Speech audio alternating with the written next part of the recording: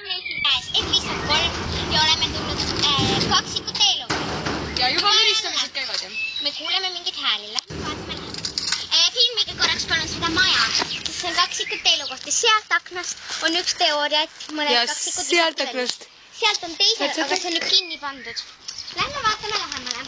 Lähme vaatame. Nad on siin. Nad tulevad lähemale.